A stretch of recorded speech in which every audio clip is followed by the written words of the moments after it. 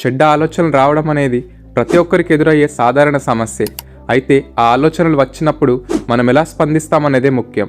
తెలుగులో ఒక సామెత ఉంది, నీ తల మీద పక్షులు ఎగరకుండా నువ్వు ఆపలేవు, కానీ అవి నీ తల మీద గూడు కట్టుకోకుండా నువ్వు ఆపగలవు అని. దీని అర్థం, చెడ్డ ఆలోచన బుర్రలోకి రావడం పాపం కాదు, అది కేవలం శోధన. కానీ ఆలోచనను అలాగే ఉంచుకొని దాన్ని ఆనందిస్తూ దాని గురించి ఆలోచిస్తూ ఉండటమే పాపం. ఆలోచన వచ్చిన వెంటనే ఇది దేవునికి ఇష్టం లేని దాన్ని గుర్తించి వెంటనే దాన్ని తిరస్కరించండి. మనం ఒక చెడ్డ ఆలోచనను చేయకూడదు అని ఎంత అనుకుంటే అదంత ఎక్కువగా గుర్తొస్తుంది. చీకటిని తరిమేయాలంటే చీపురుతో ఊడ్చలేం, కేవలం దీపం వెలిగిస్తే చీకటి అదే పోతుంది. చెడ్డ ఆలోచన రాగానే వెంటనే ఒక మంచి ఆలోచనతో లేదా దేవుని వాక్యంతో దాన్ని నింపేయాలి. మీ మనసును దేవుని పాటలతోనూ వాక్యంతోనూ బిజీగా ఉంచండి.